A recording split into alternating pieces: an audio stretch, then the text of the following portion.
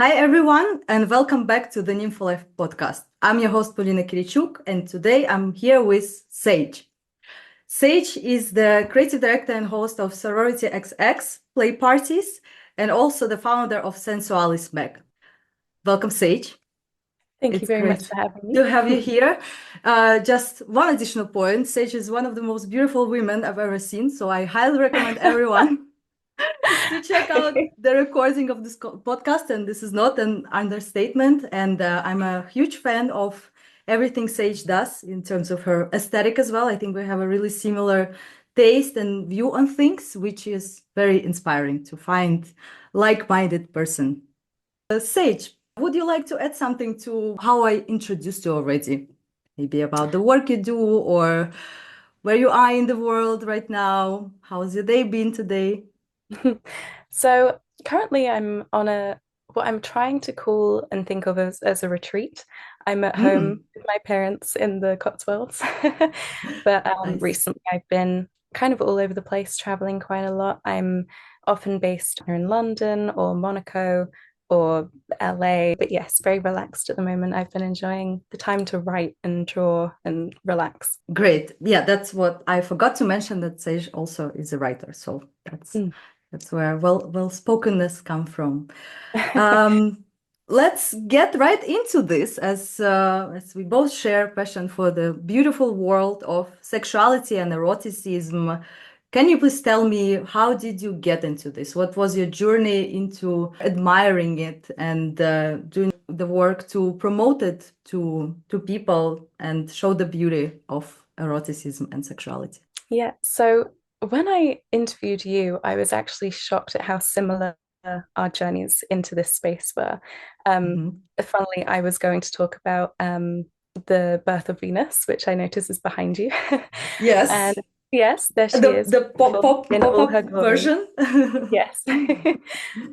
So yeah, my journey started from quite a young age, very innocently with a love of romantic literature, specifically Romeo and Juliet. I was completely infatuated with. Obviously, reading back at an older age, I see the tragedy behind it, but at the time, Hmm. I just thought it was so endearing and so lovely.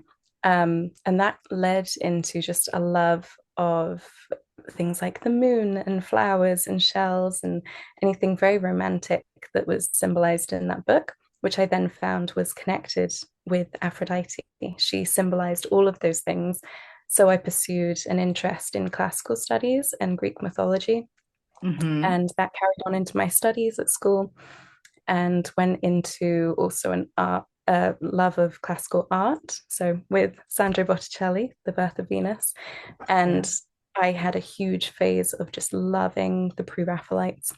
So I started drawing the natural form and finding such beauty and comfort in that, that I suppose that was the real beginning of the sexual part of the interest into romantic eroticism.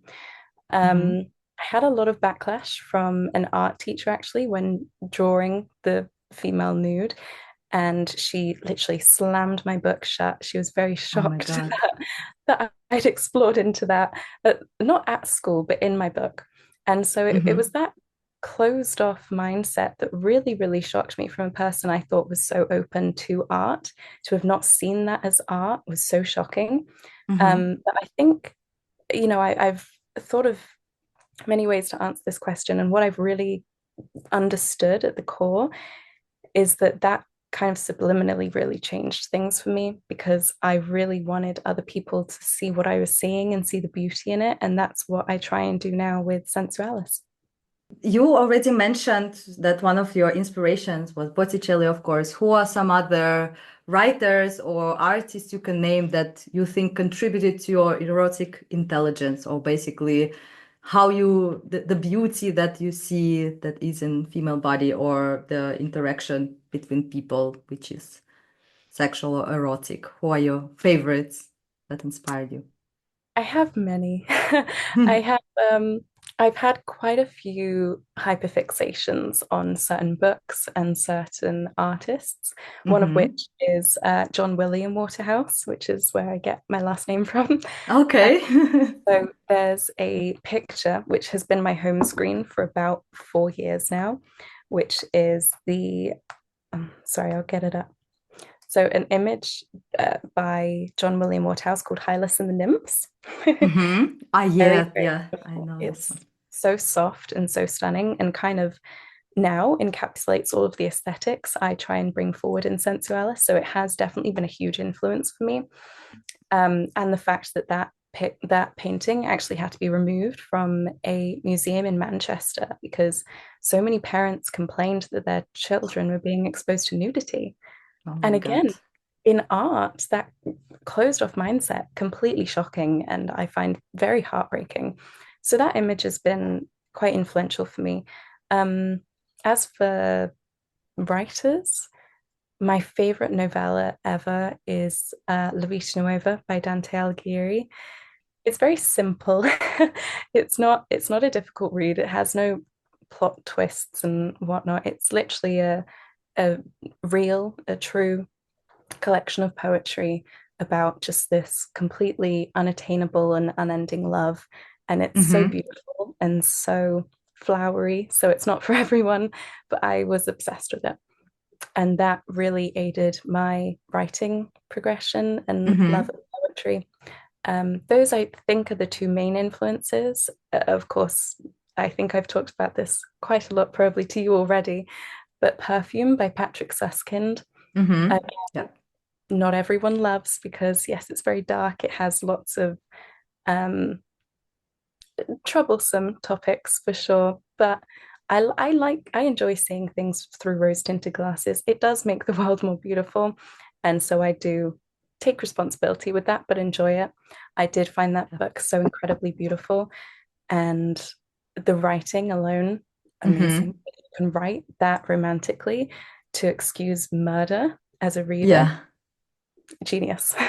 Yeah, I haven't read this one actually yet. I just seen a movie, but yeah, the second book as well by Dante Alighieri, I will also add to Mm, my list. Thank you. yes. I was on the lookout for new good reads that are inspiring.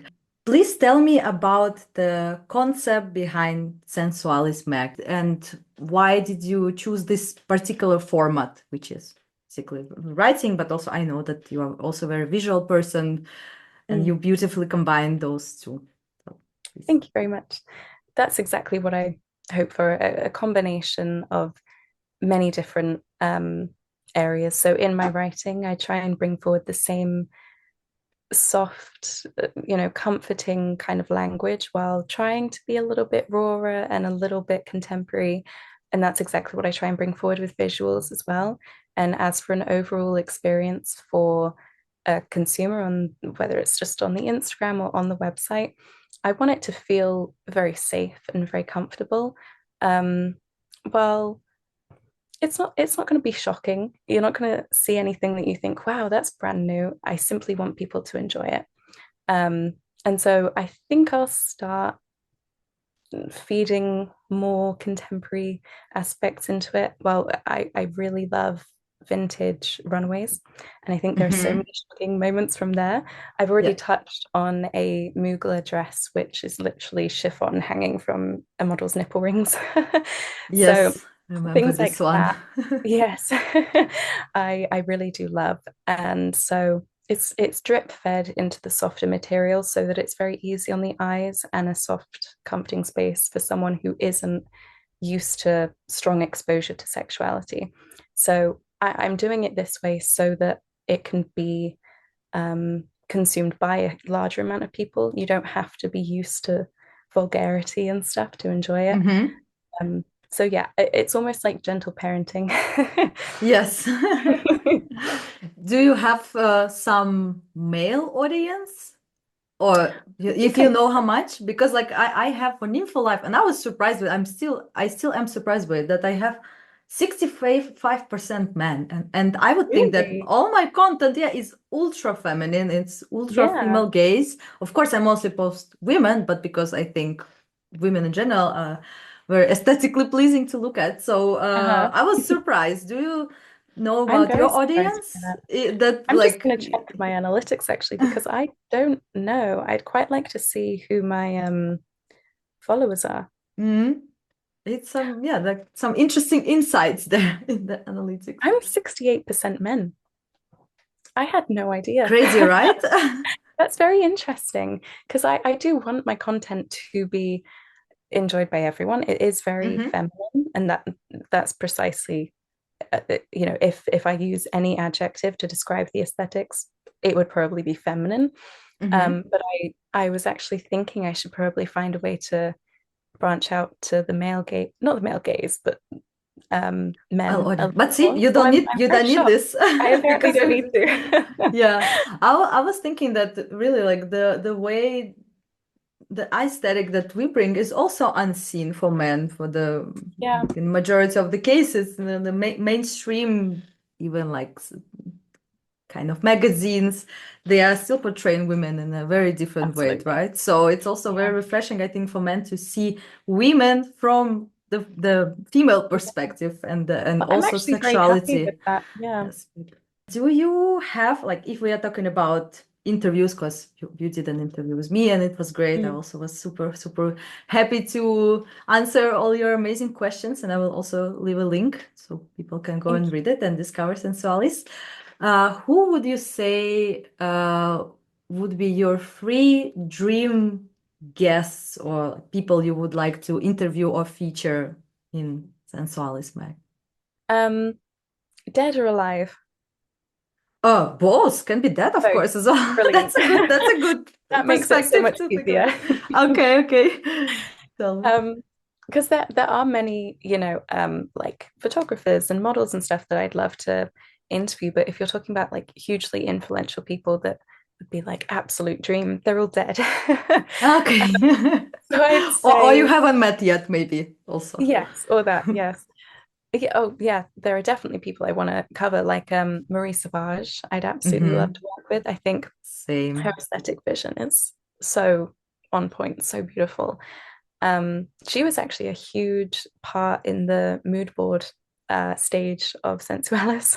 Hmm. But I'd love to interview Vivienne Westwood. Yeah, she did an amazing job at being so openly accepted, but she was a huge activist. Like most of the people wearing her bags and her jewelry had no idea because she had that soft touch, like with the pearls and everything, but she Hmm. still was able to then attack suddenly with a slightly more garish look or a tartan print here and there. And I think that was very genius. And I'd love to talk to her about how she Yeah. got where she is or was. Wasn't she the one who opened the shop in London which read sex on the like as a sign of it? That does ring a bell. I I think think so. it was her, and she was a punk as Yeah, well, and she was like she really was. giving this crazy, which is like not traditional punk, but more, Yeah. let's So where say, will you like find most of her elevated. jewelry? It will be in like the country clubs. It's genius. Yes, yes, no, definitely, definitely an innovator Yeah, yeah. for So sure. she's definitely up there. I think Gillian Anderson, I'd really love to do. Mm-hmm. I I studied literature in school, of course, and they made us watch a rendition of A Streetcar Named Desire, and Gillian Anderson, played Blanche Dubois. She did such a Mm-hmm. beautiful job, and since then I've kind of followed her in her career, and obviously doing sex education, I think really threw her into a space where sex was accepted and they would listen to her. And she Mm-hmm. really has run with that. And she's doing a lot of things online, which I think are incredibly positive for the community. And I'd really love to interview her for sure. Yes, I know, and it was so also inspiring for me that she brings this her character, kind of what I the know. character cares for to life. And I also read somewhere that she has written a book called I Want or something like this, where basically she interviewed hundreds of women and Mm. published all their desires in one book. So Really? it's also on my list of what I would like to read. But yeah, And she mine did now. this work. She really continued her, character legacy into the real Yeah, yeah. life. And kept all of her integrity as well. It's again, just genius how she's made it so commercial and still so vulgar. I think it's beautiful. Yes, yes.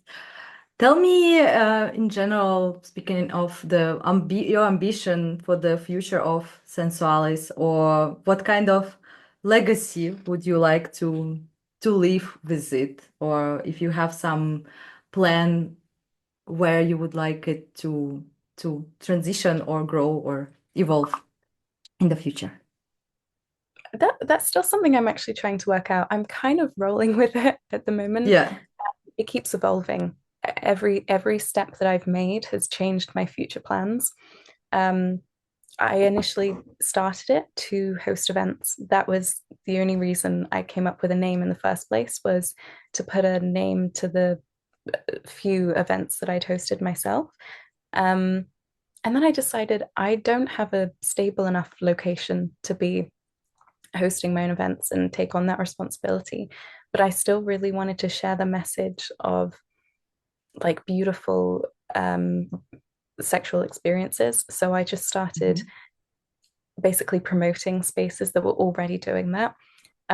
So that started with a latex designer called Toxic Studio is the brand. And then my Mm-hmm. second interview was with you. And that was the beginning of the magazine transition, Yeah. just simply wanting to force this message onto people, basically, Yeah. which sounds maybe bad, but now that's what I focus on is representing other spaces that are already doing what I wanted to initially, and then maybe in the future I'll do my own events. But I think I want to take a more artistic and maybe even fashion based future Mm-hmm. for Sensualis, and not with designing. I don't think I have the skills for that, but I'd love to be hosting, runway events or get creators together. Um, Cool. just a beautiful space to bring people together is ultimately the goal. Cool. Well, first of all, congratulations. I know how difficult it is to not just think of your own brand of project, even passion project or business to start with, but even further bring it to life. So congratulations. And I'm really a Thank big you. fan of what you're doing with Sensualis. So Thank I you very can't much. wait for more. Let's transition to the next section of this interview and this podcast. What I also want to talk to you about is the play parties. Mhm. Because as I said, you're the host and the creative director for the play party called Sorority XX. So I will ask you to tell us more about this. But first, in general, since this is the topic I really wanted to bring to the podcast audience, and I personally love discussing and hearing about people's experience and sharing my experience. So tell me also from the beginning, Mm. what was your first experience attending a play party? It's a very long story. um, I love there, long stories, so there were multiple but experiences that I actually wouldn't call my first party. Um, okay. so it began, I got into a relationship. He frequented these events. Um, we jumped into our first what they call a social. So people in the E&M community, they will get together at a bar or something and they will just meet each other because Hmm. so often you don't get to actually socialize at these events. So this is a chance to. It's literally called a social. But And there was you said sorry, E&M community? yes, so that What stands does for it stand for? ethical non-monogamy. Ah, yeah, okay, yeah, great. And Yeah, so it's better to like then explain the yes, abbreviation of because course, of course. thank you. Um, so yeah, you'll have a social, but there will more likely than not be an after party. So we did go Hmm. to the after party. I That was kind of a test for me. He was like looking over, going, "Are you okay?" Yeah, And yeah. we didn't do anything. It was just to kind of test me, and I loved it. It was genuinely a very comfortable atmosphere, and I Hmm. thought it was really fun. And so the next experience I had was actually filming for Heaven Circle. Hmm. So I've modeled for them a few times, and that was the first time I kissed someone that wasn't my partner and Mm-hmm. watched him kiss someone that wasn't me. I think the camera being there added a level of security. I Mm-hmm. felt, Wow, it's interesting I know, perspective. but I could kind of tell myself if there were any negative feelings coming up, it was like he's doing it for the camera, like this is work, this is a job. And Mm-hmm. so for the first time, I think that was really smart, um, because I genuinely had no negative feelings and I was really happy about that. Um, so then I actually hosted my own party at the same house. Mm-hmm. Unfortunately, we actually had a big family death like 2 days before, Oh, but I'm sorry. we we agreed that it was too late notice to cancel, and everyone, people were like flying in, they booked hotels. So I pushed through and I did it, but I couldn't have any fun. I found it very stressful, very difficult. I had to step away, I had to go outside and cry. Like it was just too much for me. I couldn't handle it. Mm-hmm. Um, and that happens to people even without deaths, it is overwhelming and you have to be in the right mindset for it, especially when you're with a partner. Um, and so that's a part of the journey that I still embrace and kind of am grateful for because those experiences happen and it's just best to deal with them with your partner, get to a safer space, push through it. So Absolutely. again, wouldn't call that my first event. What I would say was my first was a night St. Francis, hosted by Mm-hmm. Heaven Circle. Amazing. I think one of the best nights of my life. Wow, it, that's a strong it was statement. amazing. It Tell is. us It's a more. very strong statement. It's I think they had like 300 people. They had a fire breather outside when you're waiting in line. It was a blindfolded pianist welcoming you in. And then Wow. everyone gets together and there are free glasses of champagne. And then you watch all of the performances. And then the night just progresses very naturally. And I've I've been to plenty of my local pubs and bars and clubs and whatever, and I've never felt safer on a night out than at one of these Mm-hmm. events. It's Mm-hmm. I don't know what it is about the people in this community, but it's incredibly comforting. I do really, really enjoy the atmosphere. And we didn't do a lot of sharing. It was still very much us two in our little, safe space. Mm-hmm. But that was towards the end of it. That was the first night that we shared an experience together with a third, a woman. And so I definitely call that my first party, really. Mm-hmm. And it was a great experience. That's cool. And the party that you just described sounds like a really high production value as well, with It multiple is. performances. I imagine. What was the Yeah. location? Was it some sort of like a mansion or I don't know, a big villa, or it was like a club? What was the Yeah, setup so kind of? they rented out a big club venue right next to the river called Proud Embankment. What would you say in general about the scene, right? Like different brands of parties out there, if, like the central locations for erotic parties are London, Berlin. Berlin has a little bit different aesthetic in general, probably New York and LA, right? How would you describe like the whole scene and maybe the most known brands and what you think is maybe missing in terms of unique parties or unique experiences or catering to specific kind of preferences of people, or the opposite, catering to people who don't have much experience or maybe are scared to attend because they don't know what is going on, or maybe they think it's too extreme, or maybe they think that they absolutely must play with other people. How would you describe in general like the scene, let's say? Mhm.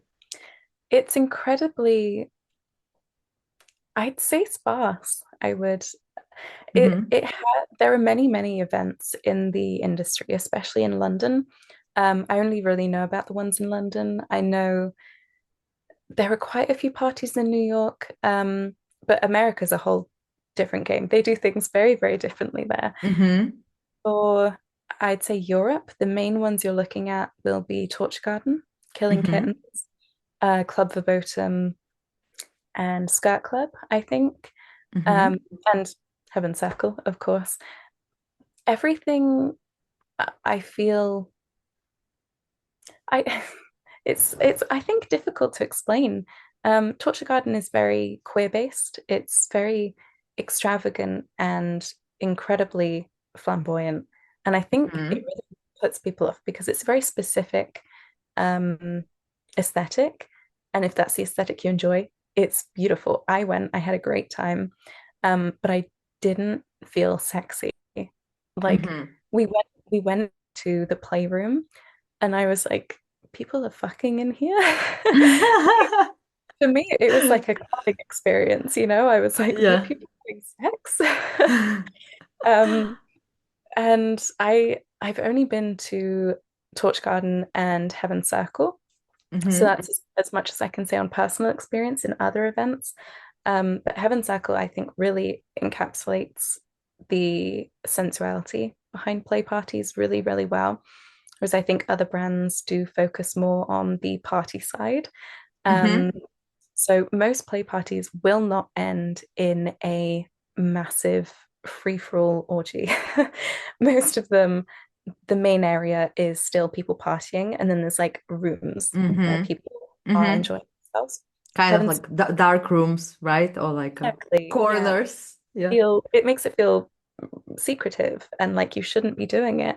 Whereas Heaven Circle celebrates the fact that there will be people having sex and you will want Mm-hmm. to enjoy yourself. You don't have to, but most people will be. And they do it in a very natural way. I do really appreciate that. It's easy for me to be biased because it's like um, I'm very close to that brand and I genuinely really enjoy it. And I don't really have any other partying experiences except the ones that I've hosted. Mm-hmm. So, what I think is probably missing is the more feminine approach, which is why I started Sensualis and why I've taken on sorority. Because I think Heaven Circle is quite focused on um, dominating. Mm-hmm. And so there's a big focus on those dynamics with DOMs and subs, which I love. Most people do really enjoy that. But what I would love to bring into the play scene is a more feminine approach where you don't have to be one or the other. You can all just play and enjoy and find beauty in each other and yourself. And that's probably what I'd say is missing. I don't know if Skirt Club and Killing Kittens embody that because I haven't been, but Mm-hmm. that's what I've experienced. Yes. As far as I know, Killing Kittens is all female play party, right? Mm. And Sorority XX also it's girls only, Yes. right? It's cool. And can you tell me more about the concept for Sorority XX? And as a creative director, I know you also, it's probably incredible outlet for all your creativity and all the, yeah, like the creative flow that you have. For expression, what is your concept for the upcoming party, for example, and where did you draw the inspiration for art directing it? So Sorority XX was already an existing brand within Heaven Circle. It Mm-hmm. simply wasn't given a huge amount of attention because they have bigger brands that they were doing a lot for. And so I noticed that they hadn't done a female only party in a very long time. I've actually never been to one because they haven't been hosted for a while.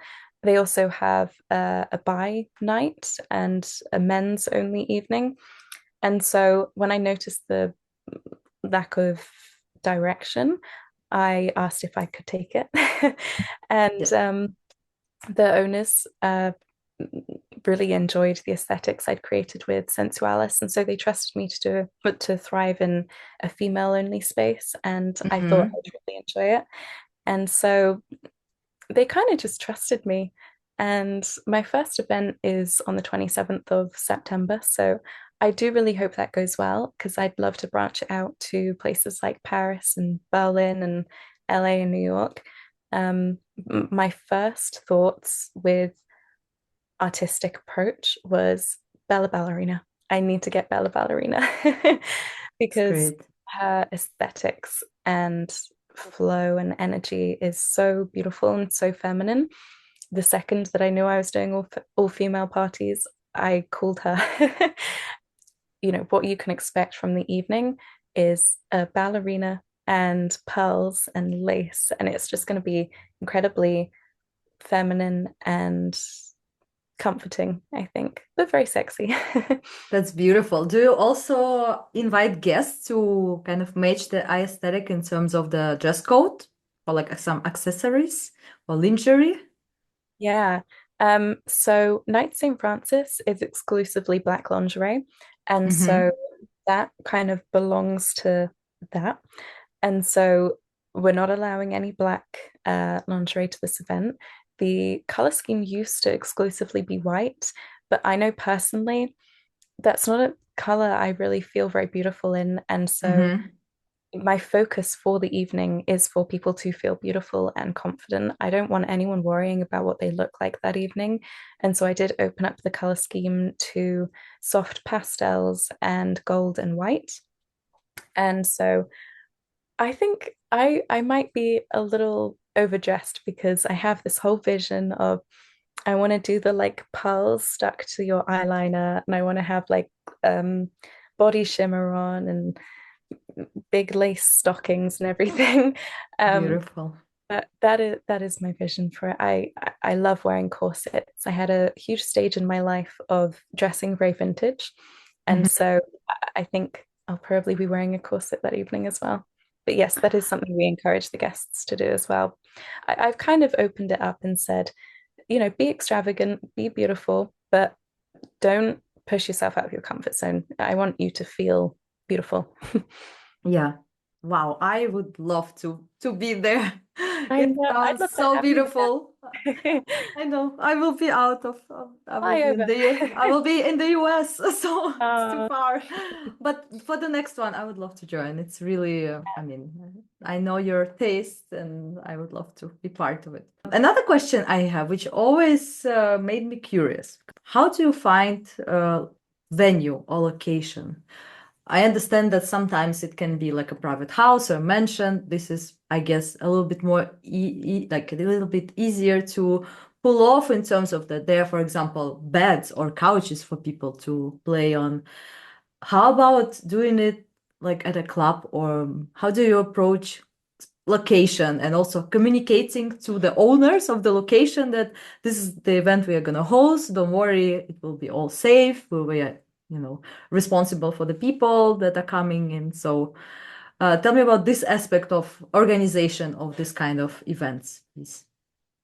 it's incredibly difficult. Hmm. Venues do not like it at all. No. And you have You, to enclose it upfront, right? Like you can just yeah, yeah. hide that this is Some a people don't. And then you ah. risk the police showing up on the evening. So you simply can't do that. And we don't take that risk because it would not be worth a ruined event. You don't want your attendees being worried, you don't want to be worried on the night either. You want to enjoy yourself. And so we do have full transparency with whoever we're hosting with. Um, I've had rejections already, and I've only been doing this a couple months. People, yeah, they just are very closed off to the possibility because I think the negative connotations from the media and stuff of the swinging lifestyle is that it's Mhm. unhygienic and that it's for old, for overweight people, and Yeah, or that people mar- are cheating or something like this yeah, probably as yeah, well. like couples that Hmm. need to revive their marriage. It's like, no, we just want to have fun. We're Yeah. happy. Um, so yeah, I think because of those negative connotations, people are kind of terrified to lend us these locations. So sometimes you get lucky, actually. Sometimes the owner is completely down for it and they're like, can I come? Ah, Like you can use the venue, but I want to be there. yeah, yeah, yeah. Fair That's enough. actually happened a couple times. Um, but yeah, it tends to be very difficult unless you get lucky. but the easiest way for smaller events, so things like our singles nights or blindfolds and the all girls and the all guys, they Hmm. tend to have 40 to 70 people, which you can fit in, a townhouse or a friend's apartment. So that's very useful, but there are very few events you can use for the bigger parties if you want full transparency. Hmm. Nice.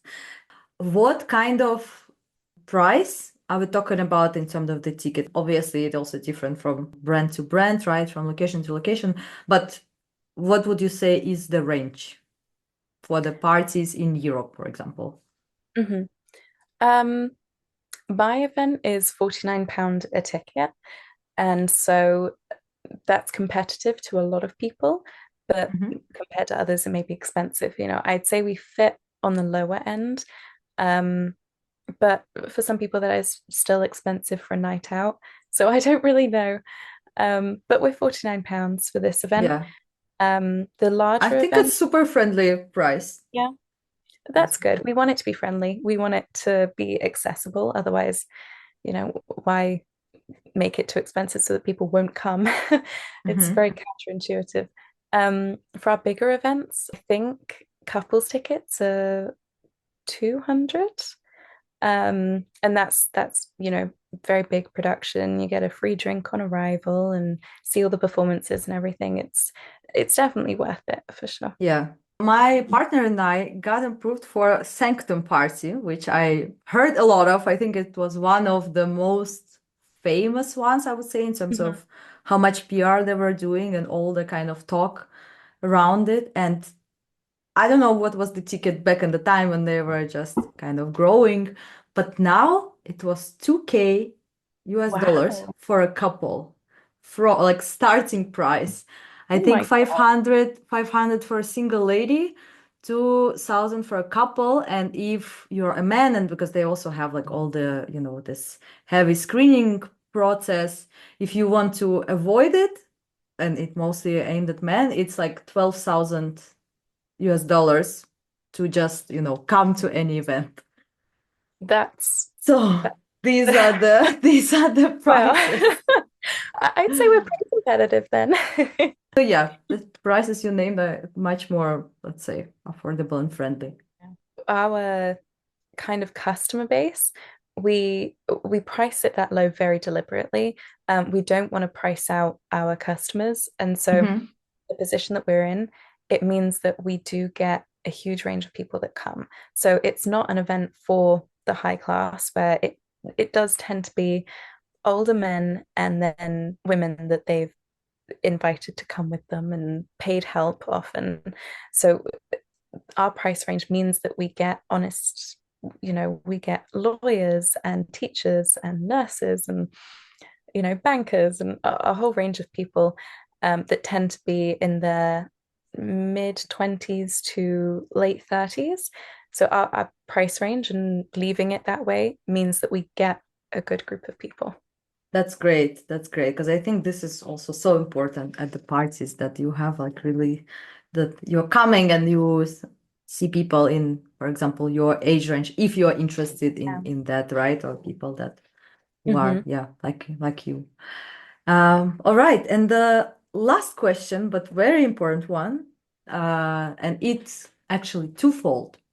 So my last question to you is, what piece of advice would you give to someone who is attending a sex party or play party for a first time?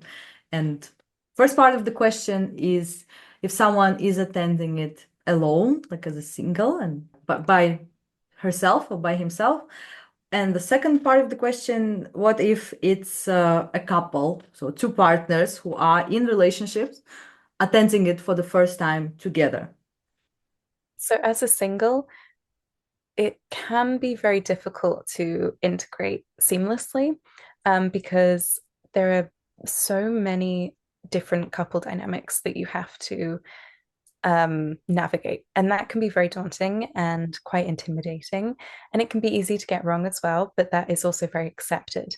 It is difficult. Everyone has different rules with their partner, everyone has different personal rules.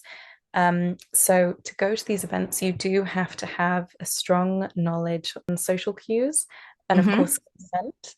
And if you can do that and you just respect everyone's different rules and everyone's partners, and even with other singles as well, then you'll have a great time. And it doesn't have to be daunting, but you do have to be slightly more careful because it can be very difficult. Um, but apart from the sexual side of the evening, just have a good time. Like it's not Yeah. as daunting as it really seems. Um, I know I've, eaten plenty of dinners and went for plenty of drinks by myself before and felt so uncomfortable and very alone.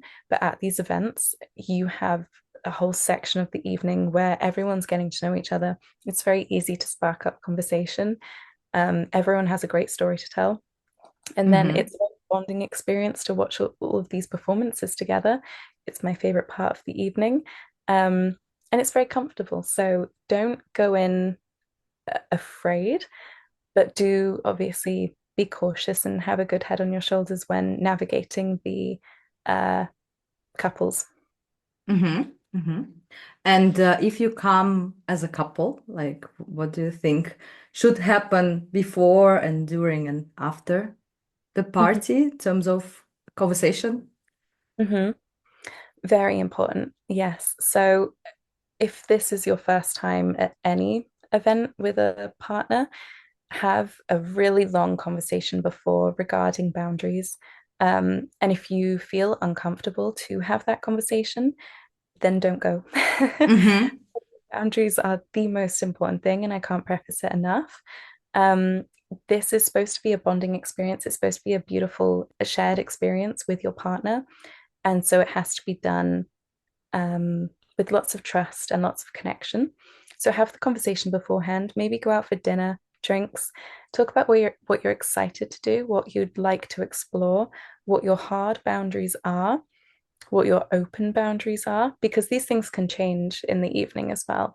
Mm-hmm. Um, but not only allowing certain things that you said no to before, but saying no to things that you said yes to before. That Mm-hmm. that needs to Good, be allowed for sure. good That needs to be point. accepted. Um, and if it doesn't go down well, then you're not there with the right person. These things need to be respected. It's the most important part. And if you can do so correctly and honestly, you will have a beautiful night. I've had such beautiful moments with my partner where I look over and we've both consented to me doing something and them doing something, and then Mm-hmm. we caught each other's eye and we just feel so much love. They're having fun, I'm having fun. I couldn't be happier for them. And then afterwards, talk about it, hold each other, go to sleep. I always go for brunch the next morning with my partner. That's our little routine. After every party, we go for brunch afterwards and we talk about what we Mm-hmm. did. We talk about what went well, if anything didn't go well. And then we carry on our day and we've had an amazing experience together.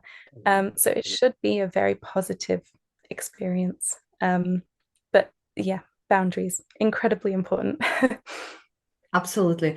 If I can just add to that, also based on my personal experience, I think one important thing to note is that it definitely should be on your own terms, right? As a couple, because I think a lot of people think or have an impression that if they go to such a event, they absolutely must participate and exchange partners with other people. And I think it's important to know that no one has to do anything, right? If you are coming there just to talk to people or you only want to be with your partner, maybe only for the first time or all other times, it's absolutely fine and no one will kind of tell you anything bad if this is your I, choice. I know some places even give you the bracelets to so you can, show if you are open to mingle with other people we have or this. you Yeah. yeah, this is, I think, incredible tool, and everybody knows. And of course, you can change your mind. But anyways, if you are afraid that people will be kind of approaching you or trying to, get with you, and this is not what you're looking for, you want to just like the experience with your partner. This is also absolutely an option. And another thing, also, maybe it will sound, I don't know, super simple or too simplistic, but even having some sort of like a code words Oh for the yeah. situations that are not pleasant with you, because I even tried it with my partner, when you don't even know what to expect, and if someone will be talking to you or like hinting on something, and you cannot, in the midst of the conversation with other person, say, okay, can we leave? But maybe you can have already some sort of code or safe word language for the situations that, okay, someone is talking to us, and maybe I'm not into this person. Let's kind of like Yeah. switch the situation, or I'm not Me and my comfortable at all. partner, Let's leave. Mm-hmm. we do a double squeeze of the hand. If we're holding hands, we'll Ah, squeeze, and that means no. yeah, that's But awesome. also It's great very tip as simply, well. it is, yeah. It's quite funny though, because sometimes it can be an enthusiastic yes. Mm-hmm. But somehow we always manage to pick up which one it is. But also very simply, we do before we do anything with anyone else, we have to get a nod. So even if we're across the room, just nod. Mm-hmm. You know, if it feels awkward to do that in front of the person, one, Mm-hmm. it shouldn't do. They're not going to take offense. No one will take offense at these things if you don't want to play with them. They can't Yeah. expect that everyone wants to. So you should be able to clearly say yes or no. But if you want something more discreet, then definitely yes. Pick a symbol or a secret word or whatever. Yeah. And one last hint also, that again, you don't have to absolutely have a specific rule on who to play, or have a specific rule on who to play with. For example, again, my example with my partner, like I'm not looking to swing with other men, but I'm open to play with women.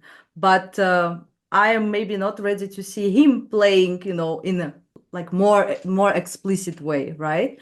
And this is what we both agree on. And with this expectations, we go and we explore in a manner that everyone is happy with. So this is just another way to do it. And because I think some people can only see that, okay, it's either this or this is not going to be a good experience. And there's Yeah. so many opportunities how you can do it, or even just like go and enjoy together and be in this atmosphere where you can Mhm. watch other people or be watched, which I also love. This is my favorite Mhm. actual aspect of places like this.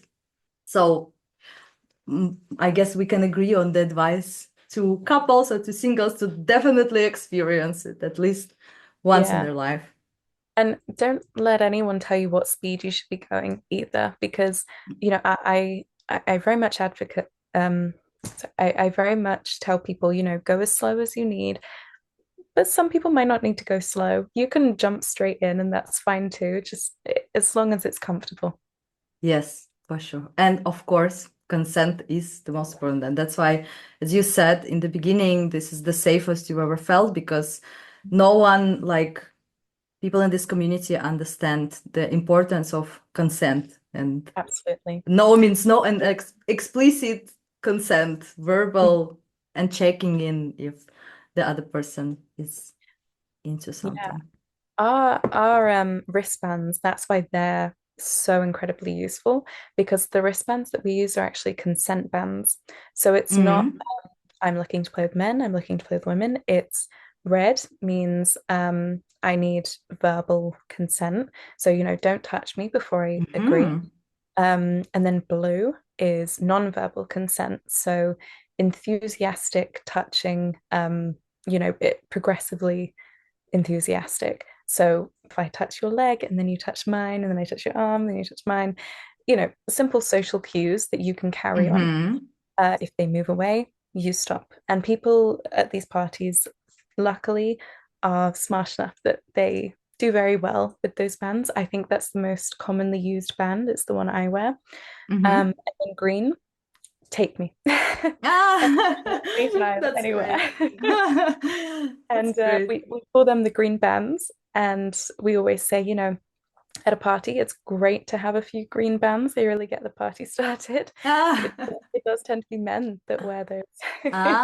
okay. Well, also, I can imagine that there would be like more men Yeah. women. But I also know that there are some parties where it's not actually a lot of parties are like this, but where single men are allowed. The ratio of men is much bigger than to women, but there would be coming women who actually enjoy it, to have like all the attention of multiple men on them for this specific night. And it's also a very interesting concept. And I'm sure also like there is women who are super, super into this, and there are also Mhm. parties specifically for this kind of We preference. have a brand within Heaven Circle called Blindfolds, which is Mm-hmm. for women who prefer more men than women. And so we have 20 women blindfolded in a circle, and then like 50 men come out, and there's a gong which goes, which means you can start touching them, but you can only touch them. And then Wow, after like okay. 5 minutes, another gong, and then it's mayhem. Everyone's on everyone doing everything.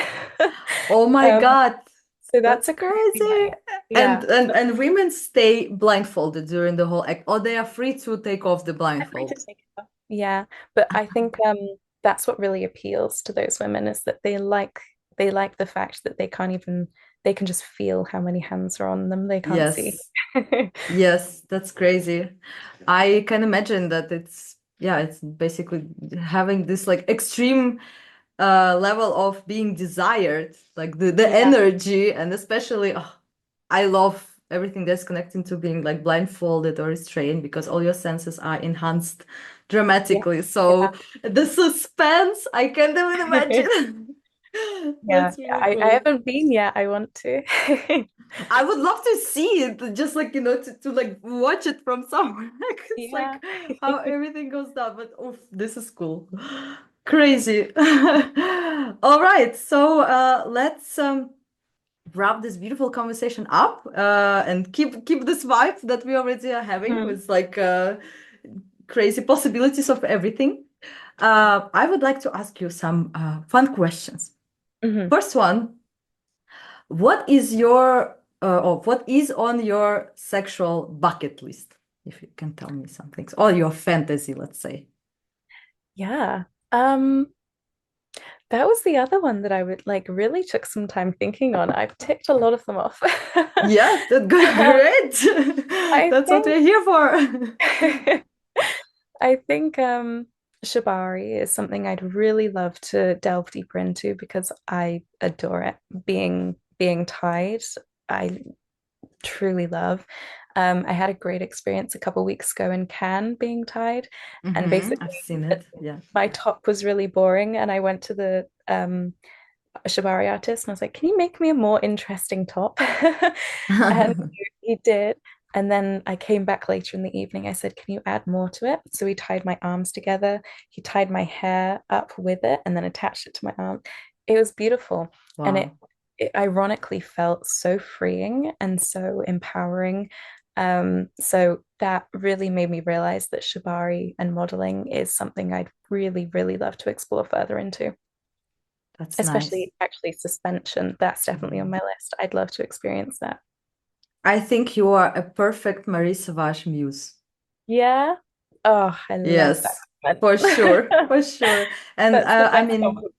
her events, I was one to only once so far, but it was, she even said she is one of the events she was most proud of. It was a salon in Paris, in Mm. a beautiful Parisian apartment, all like incredible people there and incredible aesthetic. So I think you would just adore it. And Is also that the one with the harp and the corsets and everyone sat on the floor? yes, yes, Oh, exactly. that The is so dress fun. code, oh my God, was so funny how it was specific. The dress code was between 1890 to 1920, something like this. Oh, But of that's course, so people typical. went crazy. Like there was Yeah. also there were so many women, but I mean, I would expect it, but also lesbian couples. There was a lady who had a mask. She was in the princess dress, and she had another girl on a leash the whole Uh-huh. time. So she was like a princess, and she had a girl Wow. on a leash sitting on her knees next to her throughout the entire evening. Incredible. So yeah, I can't wait for you to also meet Marie in person. And yeah, Yeah, I'm me sure too. you are really also matching together in terms of your vibe. Cool. Next is a little game, if you Uh, will. So I would ask you a few would you rather questions. So first one, and we a little bit touched on that already. Would you rather be blindfolded or gagged? Blindfolded. Hmm. I As think we discussed, yeah, that's super exciting. I have a lot to say. So I don't Please. like, yes, exactly. Um, yeah, I feel like you just get joy because, well, I don't know. I'm open to trying anything, but I think I'd rather be blindfolded. All right. And then the next one connected to again our today's topic, which is the play parties. Would you rather watch strangers having sex or be watched having sex? Be watched. Definitely. I think we share that. I'm so here with you on that also. Uh-huh. I also love it. It's my favorite aspect of events like this. All right. Would you rather please yourself in a public place, like a restaurant, or send a nude to a stranger? Ooh. Um, how nude are we talking? Um, Without face, but nude. Okay. Okay. But he would knew like who you are, let's say. Yeah. But as a Go for the stranger, rest. meaning like you haven't met them in real life in this sense. Yeah, yeah. Okay. I do restaurant, I think. I don't trust people online. I know, yes, yes. That's a good point. You never Mhm. know. If it's sent out, you have to be ready that at some point in some years it might end up somewhere where you don't want it Exactly. to end up. All right. And the last question from this game, would you rather dominate a man or be submissive to a woman? Oh, that's an interesting one because I'm submissive with men, but dominant with women. So that's the Oh, opposite both for me. okay. Um, I'd say submissive to a woman. I Mm-hmm. think it's a lot easier to feel um I'd feel a lot more comfortable switching those roles with a woman than with a man. I Mm-hmm. feel a lot more comfort from women in sexual experiences. And have you explored a lot of it, like dominating women, or it kind of comes naturally to you? Like, how did you learn that you prefer to be in the dominant position? Were you thinking of it before you had this experience, or it was kind of in the experience that you found that you are enjoying being in the dominant position with a woman more? It was very unexpected for me. I always thought I was just fully submissive, and then Mm-hmm. I played around with impact play, specifically flogging at an event on a woman, and I just found it really fun. Like, and then I thought, oh, maybe I just like flogging. But I was like, I don't want to do it to a man. Like, it was really Yeah. fun with women. And then I picked up on this pattern of whenever me and my partner had a third joining us, it was a woman, and I would take charge and I'd enjoy that. And I wouldn't just sit back and let them play with me. It was the opposite way round. Um, so I found out without me even really knowing I was doing it. And then through obviously something like impact play, it was a lot more obvious to me.